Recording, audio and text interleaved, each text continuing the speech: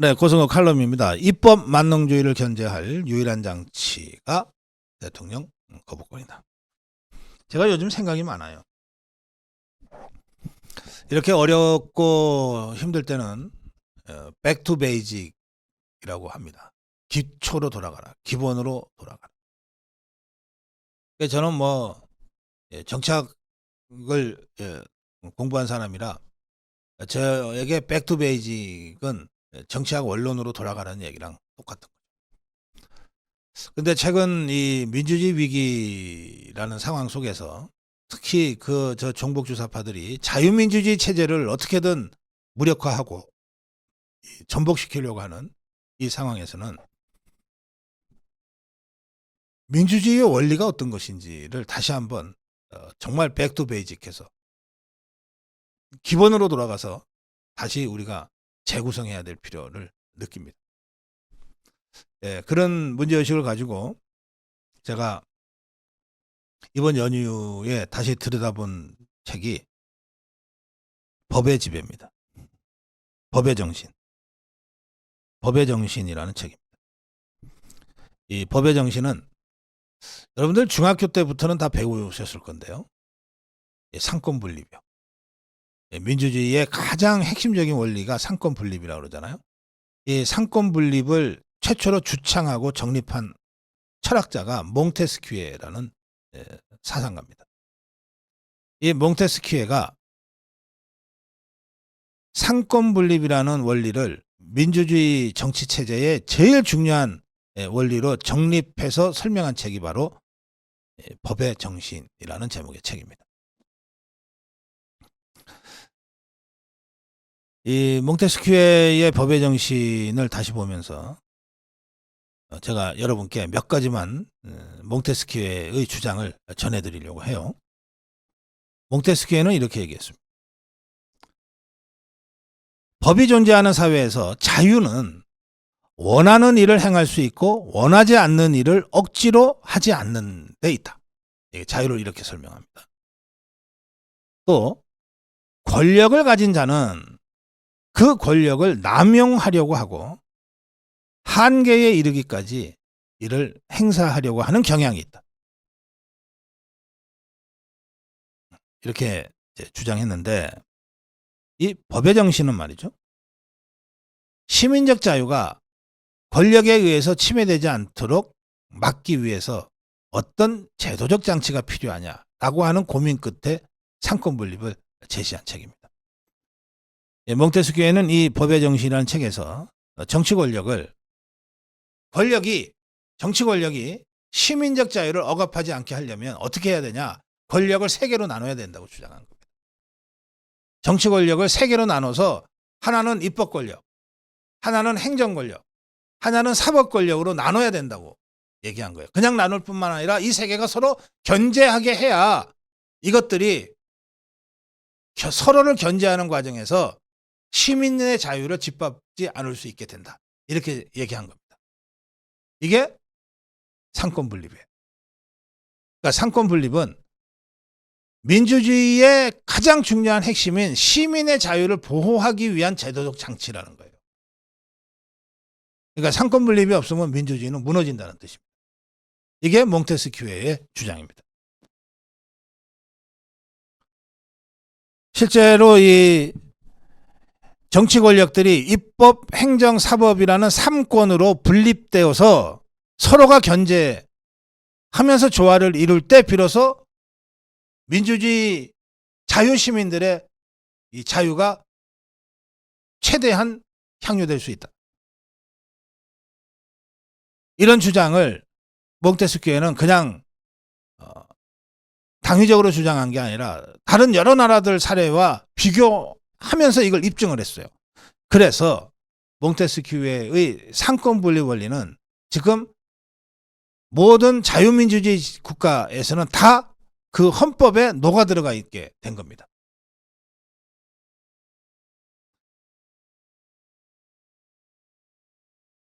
자, 그런데 최근에 이 입법 만능주의가 지금 판을 치고 있어요. 특히 이 입법 권력이 이 행사되는 이 의회에서 다수파들이 우리가 국민으로부터 선택받은 다수야. 우리가 곧 정의야. 그러니까 우리가 시키는 대로 해라고 행정부를 압박하고 사법부를 압박함으로써 상권 분립이 흔들리고 무너지는 사례들이 종종 발생한다는 거예요. 강원대학교의 민경국 명예교수는 이렇게 얘기합니다.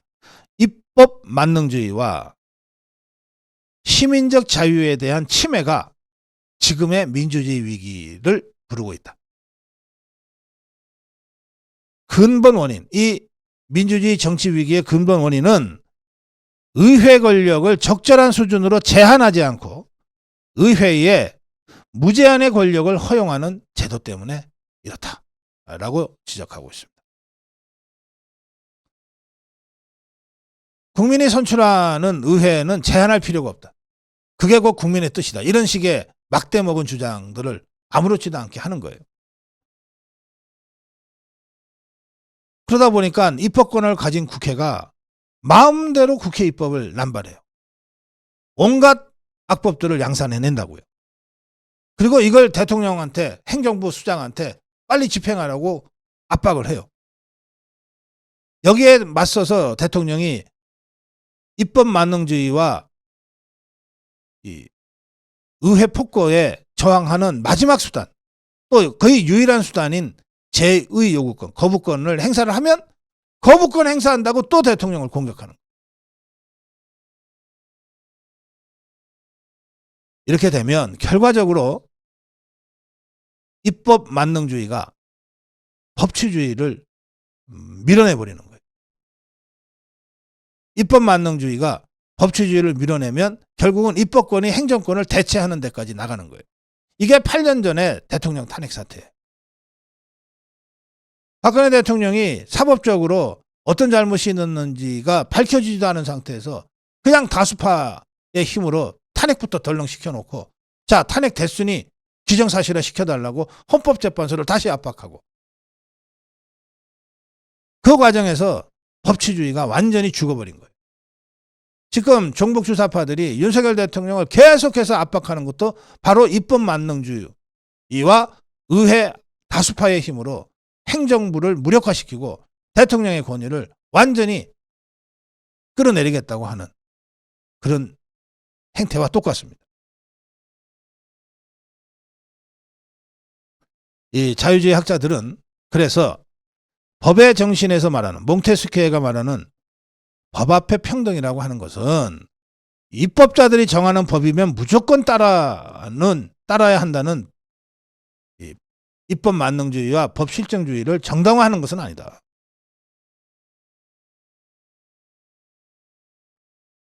개인 자유를 억누르고 권력의 간섭을 정당화하는 법은 이미 법이 아니다.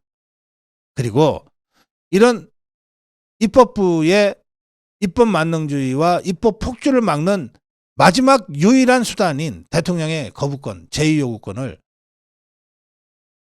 부당하게 비난해서는 안 된다. 그거라도 있어서 상권 분립의 가장 근본적인 원리를 지켜나가야 한다. 이렇게 몽테스키에가 주장하고 있습니다. 자, 대통령 거부권은 헌법이 바로 이런 상권 분립 원리를 지켜가라고 마지막 수단으로 대통령한테 부여한 헌법적 권리입니다. 헌법적 권리를 행사하는데 그걸 비난한다면 그 자는 사실상 법치를 부정하는 겁니다.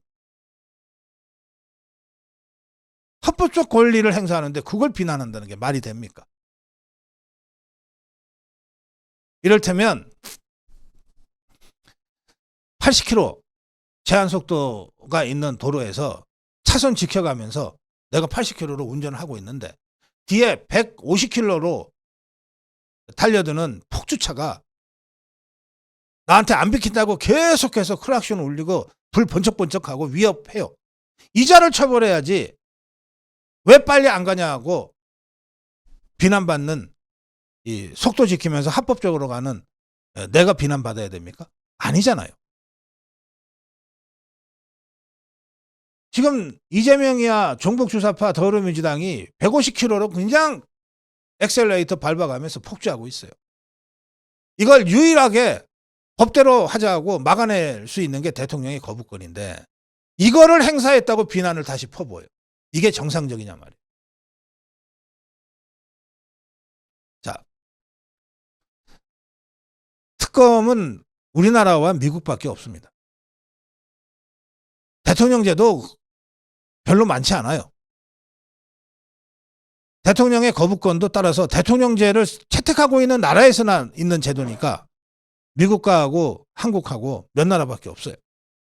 그런데 그러면 대표적으로 가장 오랜 역사를 지닌 대통령제 국가 그리고 의회 권력이 더 센 미국의 미국 대통령들의 거부권 행사는 어땠느냐 한번 제가 정리해 말씀드릴게요. 우선 미국 대통령은 대외 외교 정책에 있어서는 뭐 절대적 권한을 갖지만 그러나 실제로는 미국 의회와의 관계에 있어서는 늘 약자예요. 공간의 정치라고 하는 영역이 있는데요.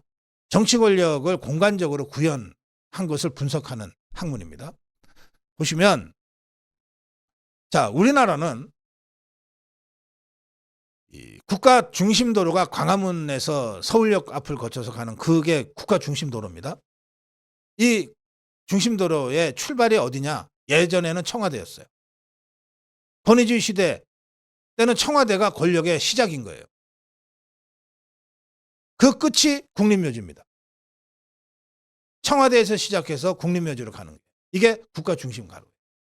지금 윤석열 대통령은 단 하루도 그 권위적인 폐쇄적인 청와대에 들어가지 않겠다고 해서 용산으로 갔잖아요. 용산은 국가 중심도로의 출발점인 광화문 청와대에서 국립묘지로 가는 중간에 딱 옆으로 있는 거예요. 공간적으로 그렇습니다. 미국이 그렇게 돼 있어요. 미국의 국가 중심 가로, 워싱턴의 국가 중심 가로는 그 출발점이 미국의 국회의사당이에요. 그 의사당에서 시작해서 직선으로 쭉 뻗은 길을 끝에 가면 뭐가 있냐? 엘링턴 국립묘지가 있어요. 그 중간에 옆으로 서 있는 게 백악관입니다. 그러니까 이 공간적 구조는 미국의 권력의 출발은 국회로부터 있다. 이런 것을 공간적으로 구현한 거죠. 그러니까 그 정도로 국회가 세단 말이에요. 미국이. 그러니까 이런 압도적인 입법권에 저항하기 위한 미국 대통령의 유일한 수단이 거부권이라는 거예요. 자, 보십시오. 앤드류 잭슨 12번의 거부권, 링컨은 7번 거부권, 그랜트는 93번의 거부권, 클리브랜드 대통령은 584번의 거부권 행사했어요. 시어더 루즈벨트 82회, 태프트 대통령 39회, 우드로 윌슨 44회, 프랭클린 루즈벨트, 가장 위대한 대통령이라고 일컬어지는 프랭클린 루즈벨트 635회의 거부권을 행사했어요. 트루먼 대통령 250회 거부권, 아이젠하워 181회 거부권. 계속 할까요? 존 F 케네디 21회 거부권, 리처드 닉슨 43회 거부권, 로널드 레이건 77회 거부권, 빌 클린턴 40회 거부권, 버락 오바마 12번의 거부권, 트럼프 10번의 거부권. 물론 거부권 종류가 두 종류입니다. 하나는 우리나라의 거부권과 같이 다시 국회로 보내는 환부 거부가 있고 그냥 갖고서 공표를 안 해버려서 없애버리는 그런 거부권이 보류 거부권이 있긴 있어요. 차이는 있지만 둘 다 거부권인 것은 똑같아요. 자, 이렇습니다. 가장 위대한 대통령을 일컬어지는 프랭클린 루즈벨트 635회, 클리브랜드 584회, 드와이트 아이젠하워 181회, 해리 트루먼 250회. 이게 미국 대통령들이 행사한 거부권의 숫자입니다. 우리나라는 어떠냐? 건국 대통령 이승만 45회, 노태우 대통령 7회, 노무현 6회, 이명박 대통령, 박근혜 대통령 각 3회. 지금 자꾸 요것만 부각시켜요.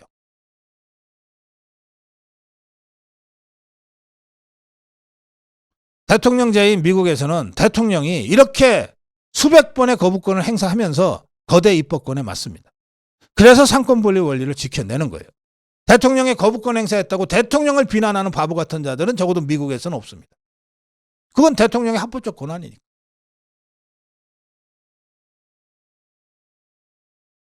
저는 윤석열 대통령이 좌파들의 이재명 세력의 입법 만능주의와 입법 폭주를 막기 위한 마지막 수단으로 대통령에게 합법적으로 부여된 거부권 행사에 주저함이 없어야 된다고 생각합니다. 단호하게 해야 된다고 생각합니다. 그리고 우리 자유파 국민들, 특히 윤석열 대통령의 거부권에 대해서는 조건 없이 지지해 줘야 됩니다. 왜? 그것이 대한민국 자유민주주의의 근간인 상권 분립을 지키기 위한 대통령의 마지막 수단이니까.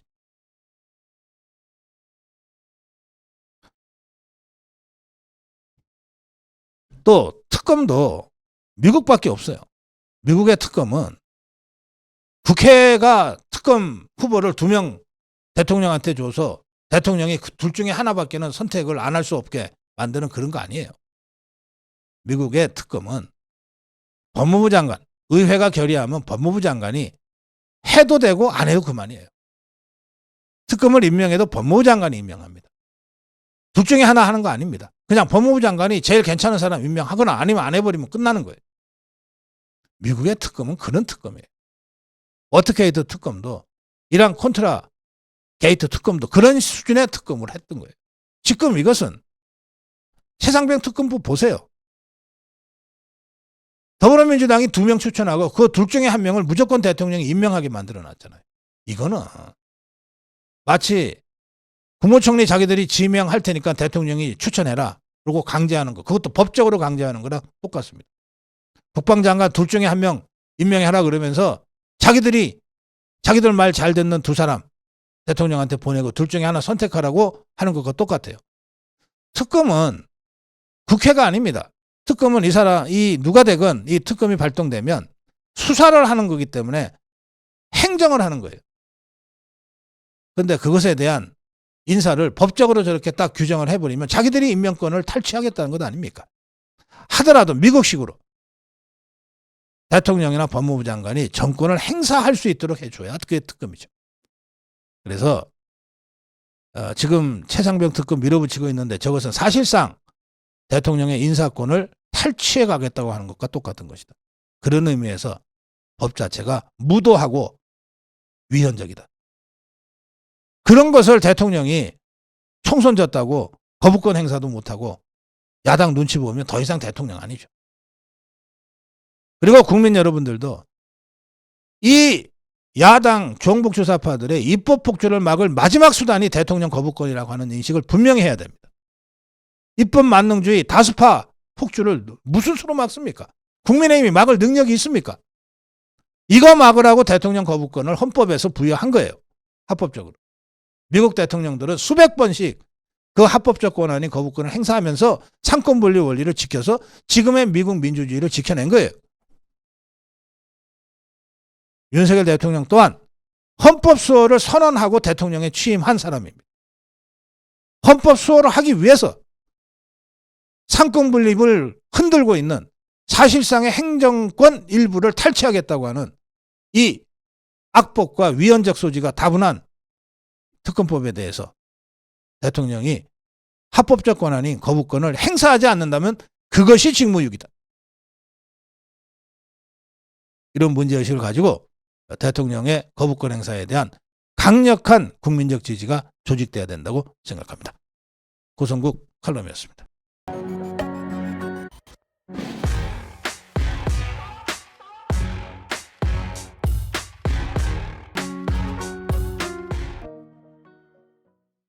자유파는 왜 윤석열 정부를 지지하는가? 자유파는 왜 윤석열 정부를 지지하는가? 내일 모레 윤석열 대통령의 2주년 취임 기자회견이 있는데 이 기자회견을 앞두고 저는 윤석열 대통령이 왜 자유파는 2년 전에 윤석열을 대통령으로 뽑았는가? 윤석열을 대한민국 대통령으로 뽑았는가? 라고 하는 정말 근본으로 돌아가서 초심을 한번 새기면서 기자회견에 임했으면 하는 마음으로 이 칼럼을 준비했습니다. 저는 윤석열 정부의 지난 2년을 자유주의 개혁의 2년이라고 생각합니다. 자유주의 개혁의 2년. 윤석열 정부는 자유주의 정부입니다. 그리고 그 이름에 걸맞게 자유주의 개혁을 2년 동안 쉼 없이 해왔어요.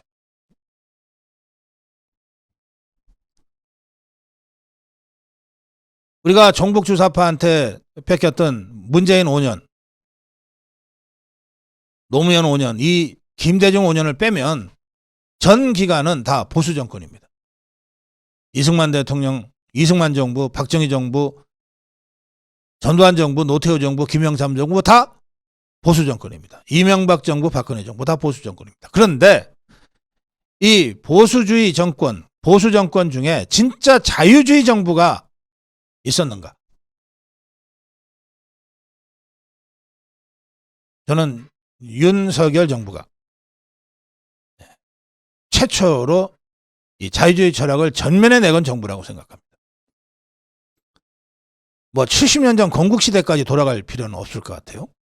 당장 가장 직전에 있었던 보수 정권, 두 정권을 생각해 보십시오. 이명박 정부, 박근혜 정부 보수 정권 맞죠? 우리 보수 진영이 지지한, 그래서 세운 보수 정권이죠. 그런데 이명박 정부가 과연 자유주의 정권이었느냐? 보수의 핵심 철학인 자유주의를 체현하고 구현하려고 했던 정부였느냐? 박근혜 대통령 확실한 보수지만 과연 박근혜 정부는 이 자유주의 체현을 위해서 투쟁하다가 쓰러진 정권이냐? 미치지 못했죠. 열심히는 했지만 도 대통령 모두 대한민국의 대통령으로서 헌신했지만, 그러나 제가 생각하는 이 자유주의 정부에는 미치지 못한 아쉬움과 안타까움이 있습니다. 저는 윤석열 정부는 진정한 의미에서 대한민국에 나타난 최초의 자유주의 정부라고 생각합니다. 그래서 지난 2년 윤석열 정부의 국정은 자유주의 개혁이라고 하는 것으로 이루어져 있습니다. 자, 보십시오. 외교안보 영역에 있어서 반주사파, 반북, 반종북을 확실하게 내건 자유주의, 외교, 자유주의 안보 정책을 일관되게 추진했어요. 그래서 자유주의 우방 지정으로의 복귀를 과감하게 결정합니다. 미국, 일본, 한미일 삼각안보 체제의 회복, 한일 관계의 정상화, 나토로의 적극적인 연대, 인태 전략의 구체화, 이 모든 것들이 외교안보 영역에 있어서 자유주의 철학이라고 하는 것이 확실하게 전제되어 있었기 때문에 가능한 결단이었어요. 노동개혁, 노사법 취지를 확립하고 노사관계에 있어서 자유주의 시장 원리를 관철하겠다고 하는 개혁이었습니다.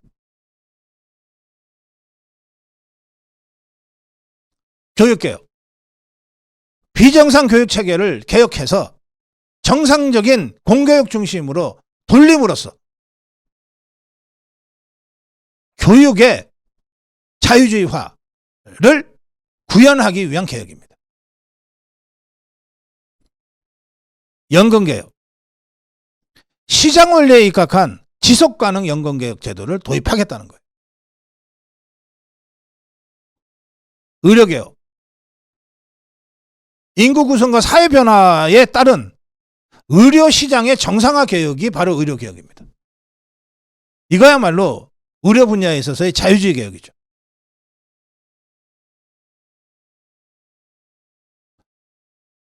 자, 지방시대, 제2국무회의라고까지 명칭을 붙인 지방시대 개혁. 지방의 눈높이에서 지방의 자율성에 기반해서 지방의 주도성을 강화해서 위로부터 시혜적으로 주어지는 것이 아니라 지방 스스로 자유주의적 지방 경영을 하라. 그 모든 권한을 대폭 이양해 주겠다라고 하는 것이 윤석열 대통령의 지방시대 개혁의 핵심이에요. 마지막으로 시장 자율성을 확보하기 위한 조치들이 있습니다. 부동산 재건축 재개발의 대폭 완화, 오로지 시장 경제의 원리에 따라서 재개발 재건축이 가능하도록 하겠다. 군사적인 이유라든지 산업적인 이유, 여러 가지 다른 비경제적인 이유로 제한됐던 그린벨트를 원점에서 재검토하겠다. 공정거래 기능을 대폭 강화해서 자유로운 시장 경제가 가능하도록 하겠다. 이겁니다. 지난 2년간 윤석열 대통령이 추진했던 이 강력한 개혁 정책이 저 종북주사파들의 전체주의적 좌파 포퓰리즘에 막혀서 하나도 법적인 입법적 도움을 받지 못했지만 그래도 2년 동안 한 번도 포기하지 않고 해왔던 이 자유주의 개혁의 한가운데에 맨 앞에 윤석열 대통령이 서 있는 겁니다. 그래서 자유우파가 윤석열 대통령을 지지하는 겁니다.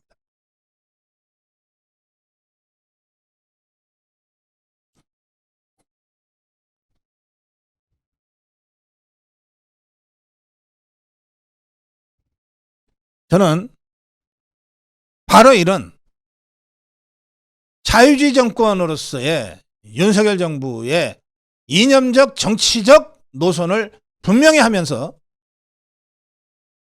이재명 문재인 종북 주사파들의 전체주의적 좌파 포퓰리즘과 전면적으로 맞서는 이 대립구도로 총선을 이끌어 갔다면 우리가 지지도 않았을 것이고 설사 지더라도 확실한 정치적 전진과 성취를 이루어내면서 졌을 거라고 생각합니다. 이 구도를 만들지 못했기 때문에 제대로 싸워보지도 못하고 지고 난 다음에 남는 것도 하나 없는 폐허처럼 돼버린 거예요. 그리고 그 절망의 끝에 자유주의 정권 윤석열 정부에 대한 종북주사파들의 집중적인 공격이 이루어지고 있는 겁니다. 그래서 제가 자유파 국민들께 호소합니다. 그 어려운 여건 속에서도 국민의힘 그리고 우리 자유파를 지지한 45%, 46%, 47%의 국민들이 여전히 있다.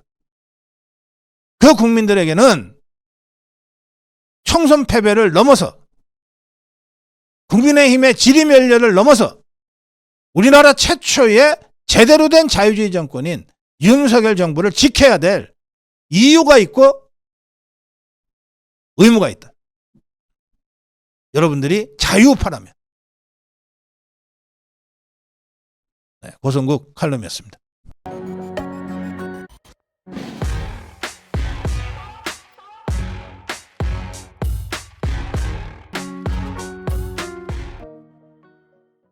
네, 고성국 칼럼입니다. 국민의힘 다시 기로에서다.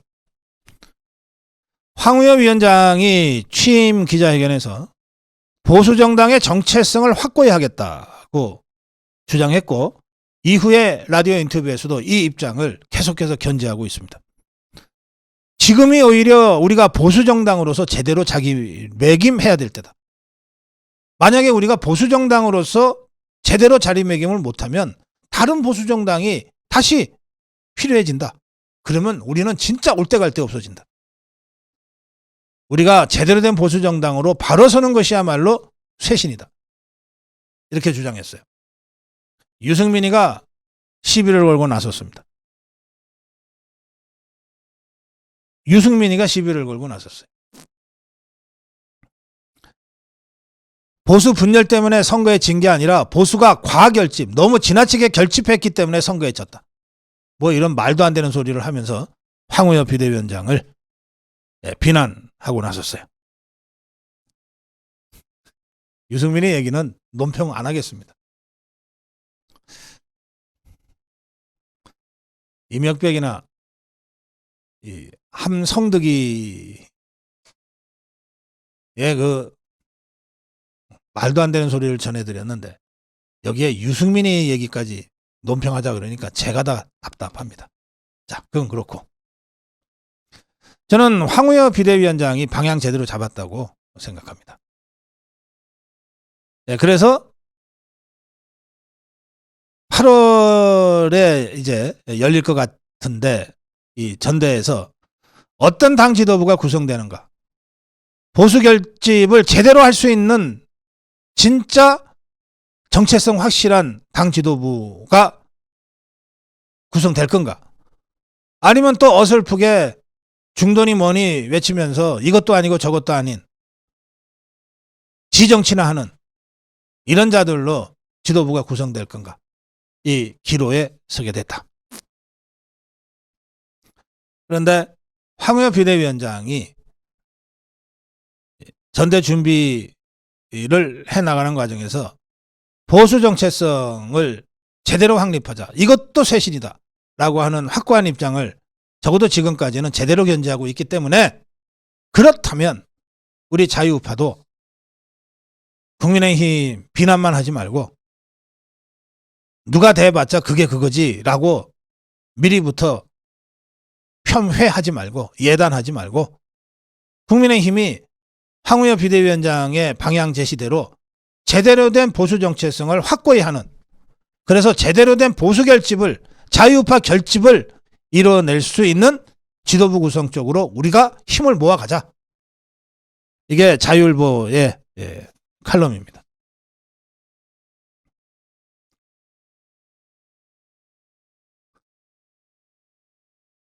캠페인 전략연구소 이동우 소장은 이번 총선에서 자유통일당 투표자가 65만 명, 자유민주당 공명선거당 투표자 합치면 100만 명이 넘는다. 이들은 누구보다도 자유우파 보수 정체성이 확실한 사람들인 만큼 이들이 국민의힘 당대표 선거에 적극적으로 참여한다면 보수 정체성이 확실한 당대표를 선출할 수 있다. 역사정립연구소 조형곤 소장도 이석기 경기 동부그룹은 통진당이 해산된 뒤 이재명을 앞세워서 민주당 장악에 들어갔고 집단적 당원 가입으로 민주당을 장악했다. 우리 자유우파도 밖에서 국민의힘을 비난만 할 것이 아니라 국민의힘 전당대회 당대표 선거에 적극 참여해서 보수 정체성이 확실한 당대표를 선출하는데 힘을 모아야 할 필요가 있다.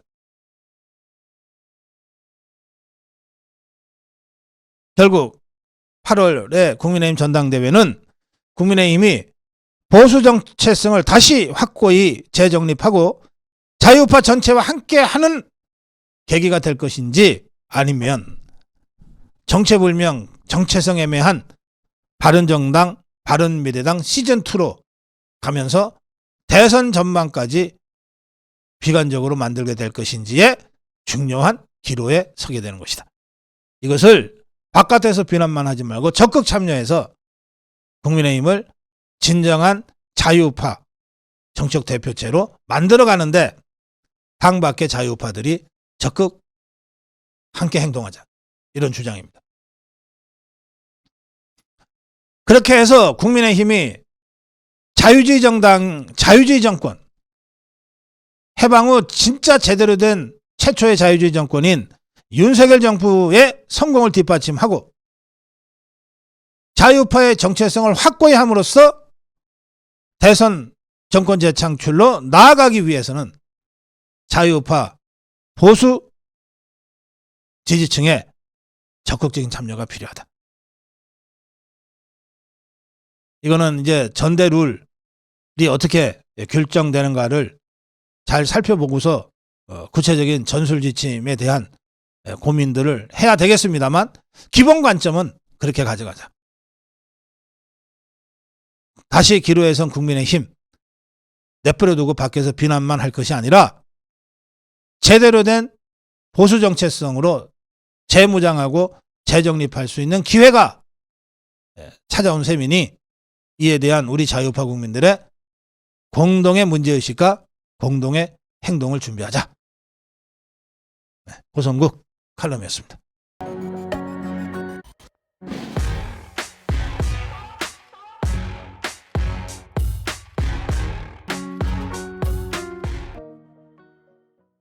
네, 고성호 칼럼입니다. 정치는 자기 선택에 책임지는 것이다. 네, 황우여 비대위원장이 전대회를 미루는 게 아니라 6월 말까지 한다고 했는데 물리적으로 준비하다가 이걸 못 지키게 되면 이게 우스워지지 않냐. 그래서 조금 늦어질 수 있다고 하는 얘기를 하는 거지. 뭐 2달을 늦추겠다. 뭐 내가 비대위원장 2달 더 해먹겠다. 이런 거 아니다. 이렇게 해명을 적극적으로 했어요. 그런데 어쨌든 전대 일정이 그래서 뭐 7월, 8월로 늦춰질 것 같으니까 그러면 한동훈이 나오는 것 아니냐라고 하는 얘기가 일제히 여기저기서 들고 일어났고, 그것을 황우여 비대위원장한테도 기자가 질문을 하니까, 아니 당의 일을 특정인이 출마하니 마니를 연계시켜서 하는 사람들이 어디 있냐. 그냥 전당대회는 나는 극히 실무적으로 지금 소급해서 계산을 해보니까 그렇다는 것이고, 한동훈이 출마하고 말고는 한동훈의 판단이고 선택 아니냐. 자, 이렇게 얘기했어요. 자, 그런데 황우여 비대위원장의 전대 8월로 연기 가능 얘기가 나오자 갑자기 조선일보가 떠오르는 한동훈 등판론 이러고 기사를 썼어요.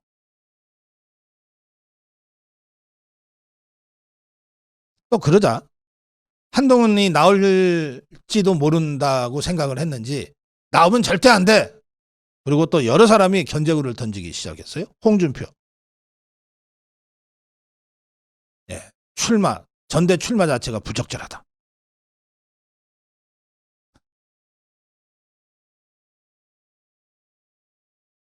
뭐 하여튼 그러고 있는데, 저는요 이렇게 생각합니다. 전대를 6월에 하면 한동훈이 못 나오고 8월에 하면 한동훈이 전대에 나온다? 이게 말이라고 하는 겁니까? 여러분은 어떻게 생각하세요? 8월에 나올 거면 6월에도 나오는 것이고, 6월에 안 나올 거면 8월에도 안 나오는 겁니다. 뭐 어디 그렇지 않습니까? 한동훈이 6월이면 너무 빨라서 준비가 안 돼서 못 나오는데 8월이면 준비 기간이 2달이나 더 느니까 나온다. 이런 겁니까? 아니잖아요. 그러니까 이것은 6월에 하고 8월에 하고의 문제가 아니라는 거예요. 한동훈이 전대에 나오는 것은 한동훈의 정치적 선택과 실존적 결단으로 이루어지는 것이지, 황우여가 뭐 6월에 하면 한동훈이 나오고 싶은데도 못 나오고 8월에 하면 나오기 싫은데도 어쩔 수 없이 나오고, 정치는 그런 거 아니다. 그런 말씀을 제가 우선 드립니다.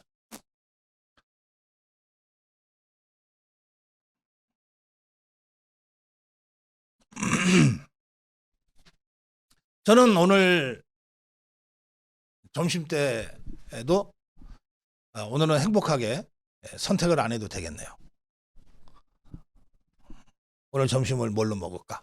라면으로 먹을까? 김밥으로 먹을까? 오므라이스로 먹을까? 김치 볶음밥으로 먹을까? 이거 제가 고민 안 해도 되겠습니다. 오늘은. 왜냐하면 제가 오늘은 영등포 쪽방촌에 부처님 오신 날 기념 점심 봉사를 참여하니까 거기 가서 봉사하고 그 밥 먹겠죠.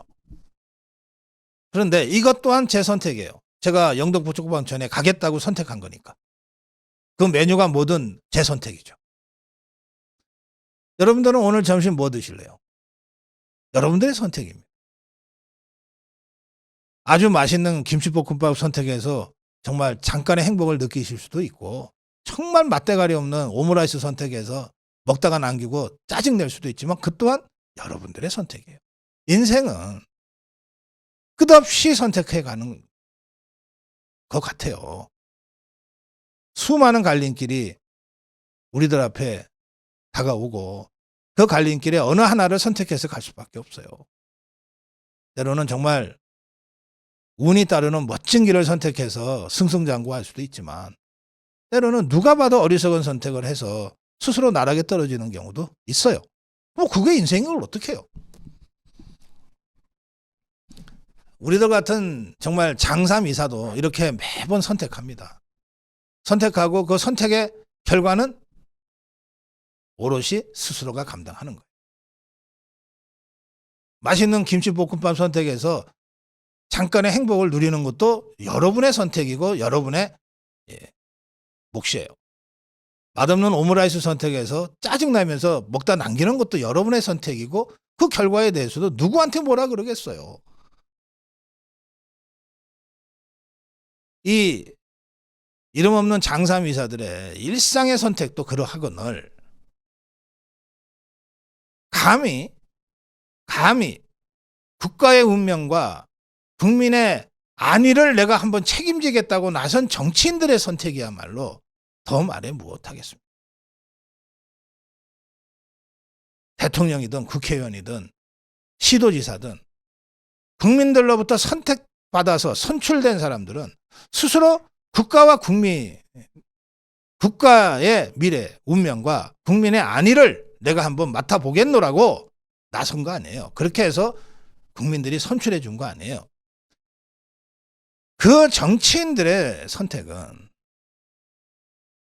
수많은 스태프들과 자문하는 사람들의 조언을 받아서 이루어지긴 하지만 그러나 끝내는 그 개인의 실존적 선택으로 끝날 수밖에 없어요. 여러분 어느 캠프나 어느 보좌진이나 A안, B안, C안 갖고 가지 달랑 하나 들고 이거 아니면 당신 정치하지 마 이렇게 하는 경우는 없어요. A안의 득실은 이렇고 B안의 득실은 이렇고 C안의 득실은 이렇습니다 하고 가져가서 선택하십시오라고 하지 당신 이 길밖에 없어요 이렇게는 못하는 거예요. 자, 당장 전당대회 예를 들어봅시다. 한동훈과 전당대회 예를 들어봅시다. 거기도 주위에 한동훈을 보좌하는 사람들이 있을 테니까 또 주위에 조언하는 그룹들이 있을 테니까 이 사람들의 조언은 크게 두 가지 아니겠어요? 하나는 전당대회에 나가야 된다. 하나는 나가지 않아야 된다. 나갈 경우에 이러이러한 위험 요소가 있고 이러이러한 기회가 있다. 그리고 나갈 경우에 결과는 이렇게 예상된다. 안 나갈 경우에 이러이러한 위험 요소가 있고 이러이러한 기회가 있다. 뭐 이런 것들을 쫙 분석을 해서 그런데 대체적으로 여론은 어느 쪽인 것 같다. 해갖고 그러나 선택은 자기들이 대신 해주는 게 아니잖아요. 결국은 한동훈이 하는 겁니다.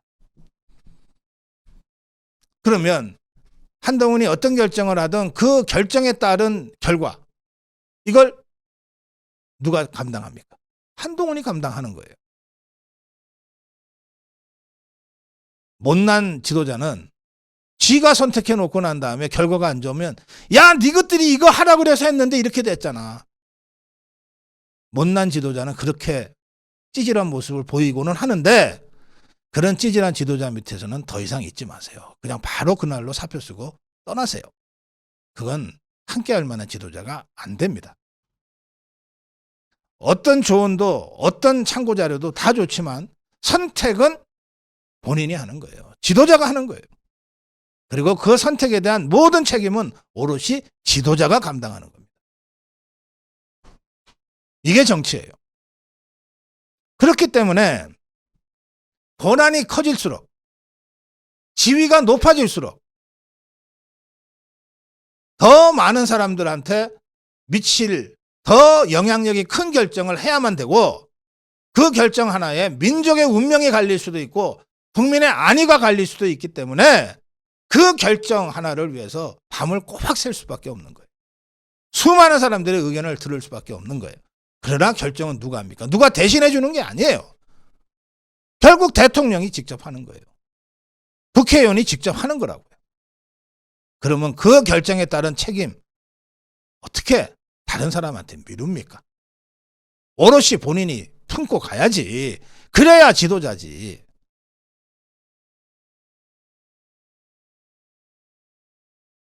우리나라에서 가장 외로운 사람은 대통령일 겁니다. 윤석열 대통령일 거예요. 가장 무거운 결정을 그야말로 홀로 외롭게 실전적으로 결단하고 여기까지 온 거니까 대통령이 임기 마지막 날까지 그런 선택을 하는 자리란 말이에요. 그 결정을 누가 대신해 줄 수가 없어요. 가장 외로운 사람이지. 대권 주자들 또한 마찬가지예요. 그 선택을 누가 대신해 줄 수 있습니까? 당신 대통령에 나가라 말라. 누가 대신해 줄 수 있어요?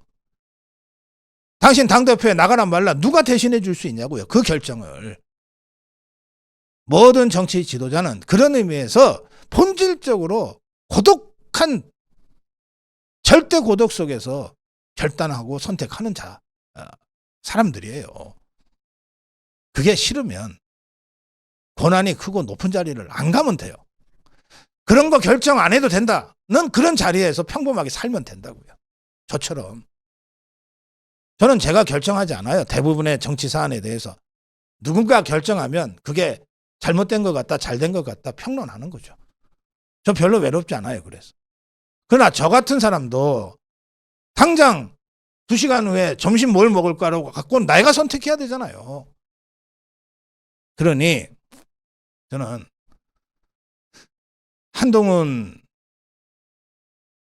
한동훈이 전대에 나갈지 말지 또 3년 후 대선에 출마할지 말지는 오롯이 본인의 실존적 결단이다. 그 실존적 결단에 따르는 모든 결과에 대한 책임은 오롯이 본인이 질 수밖에 없다. 이게 정치다. 이게 정치다. 조직이 보위해 주지도 않고 주위 사람들이 보호해 줄 수도 없다. 이것이 정치다. 정치는 외로운 것이다. 절대 고독 속에서 하나하나 선택해 나가는 것이다. 이런 정치의 본질을 대통령도 또 대권 주자들도 또 이번 전대를 저울질하고 있는 대표 후보들도 좀 처절하게 느끼고 선택하길 바랍니다. 네, 고성국 칼럼. 정치는 자기 선택에 책임지는 것이다. 네, 고성국 칼럼이었습니다.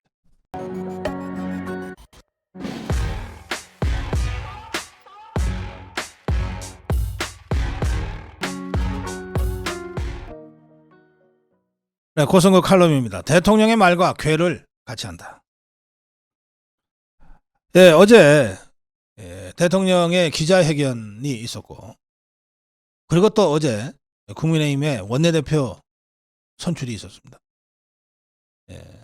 많은 분들이 다 예상하고 있었던 것 같은데 추경호 의원이 1차 투표에서 102표 중에 70표를 얻어서 압도적 다수를 얻어서 1차 투표에서 원내대표로 선출이 됐어요. 추경호 의원 당장 언론에서는 친윤 추경호 이렇게 표현하는데 여당에서 어떻게 친윤 반윤이 있습니까? 박근혜 대통령 때는 친박이었어요. 추경호는. 그렇게 따지면. 여당은 다 친대통령입니다. 이 추경호 대표가 선출되고 나서 이렇게 강조했습니다. 우리는 정말 치열한 전장에서 살아남은 정의의 요원들이다. 108명의 당선인한테 108명이 똘똘 뭉쳐야 한다. 단일 대우가 흐트러지면 아무것도 못하고 192석 거대 야당이 바로 그 틈새를 노려올 것이다. 네. 박근혜 대통령 탄핵 사태를 겪은 사람입니다. 우리가 분열하면 어떤 참담한 상황이 올 수 있는지를 온몸으로 겪은 사람이에요. 그런 사람이 취임 선출 일성으로 이 얘기를 한 겁니다. 108명이 똘똘 뭉친다. 그러면 살아남을 수 있다. 최상병 특검법 그러면 어떻게 할 거냐? 하자 추경호가 이렇게 설명합니다. 중요한 사안에 대해서는 총의를 모아서 당론으로 정하겠다. 물론 당론으로 결정하기 전에 충분히 소통하고 얘기를 나누겠지만 일단 당론이 결정되면 단일 대우로 움직여줘야 한다. 그래야 우리가 살아남는다. 제가 여러 수십 번 얘기한 겁니다. 108명만 똘똘 뭉치면 무적이다. 대통령과 힘을 합치면 진짜 무적이다. 192석이지만 저거 아무것도 아니다. 악법 만들어 갖고 오면 대통령 거부권 행사하고 그거 재의결 표결할 때 108명이 똘똘 뭉쳐서 200석 안 만들어주면 그걸로 끝나는 거다. 수많은 악법도 대통령의 힘으로 막아낼 수 있고 108명의 버팀목으로 막아낼 수 있다. 그래야 108명도 살고 국민의힘도 살고 대통령도 살고 자유우파도 산다. 저희 여러 수십 번 지금 총선 후에 얘기하고 있습니다. 추경호의 얘기와 정말 궤를 같이 하는 얘기입니다.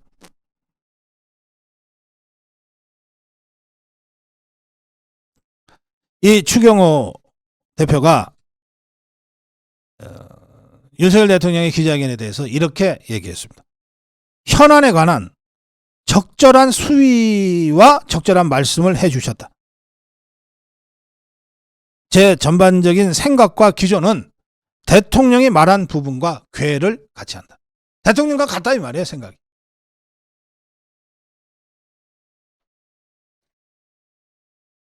다시 한번 되풀이합니다. 192석 겁낼 거 없어요. 108석밖에 안 된다고 위축될 거 없어요. 대통령이 갖고 있는 인사권, 예산권, 거부권.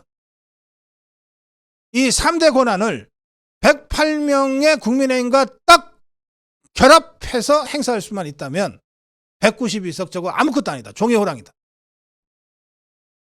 어떤 악법도 막아낼 수 있고 어떤 입법 독재도 저지시킬 수 있다. 그러니 192명에 쫄지 말고 대통령과 함께 되는 길로 국민의힘이 나가야 한다. 예, 추경호의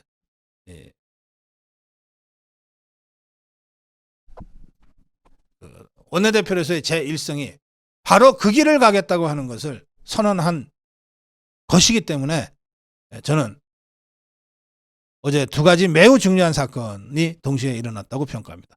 하나는 국민과 제대로 만난 윤석열 대통령의 기자회견이 있었고 또 하나는 대통령과 108명이 똘똘 뭉쳐서 난공불락의 자유파 성체를 구축할 수 있는 이 선봉장 추경호를 원내대표로 뽑은 날이다. 그 점에서 매우 중요한 두 가지 사건이 우리 앞으로의 윤석열 정부의 성공과 자유파의 정치적 승리에 중요한 디딤돌이 될 수 있다. 고성국 칼럼이었습니다. 고성국TV는 자유파의 유일 정론 방송입니다. 고성국TV는 윤석열 정권을 지켜내고 2024년 총선을 승리로 이끄는데 모든 힘을 다 쏟아부을 것입니다. 고성국TV가 어떠한 외압에도 흔들리지 않고 오로지 자유우파의 정론방송으로 나아갈 수 있도록 후원해 주십시오. 지금 바로 010-9045-3010으로 전화 주십시오. 정론 방송으로 보답하겠습니다. 감사합니다. 고성국TV 화이팅!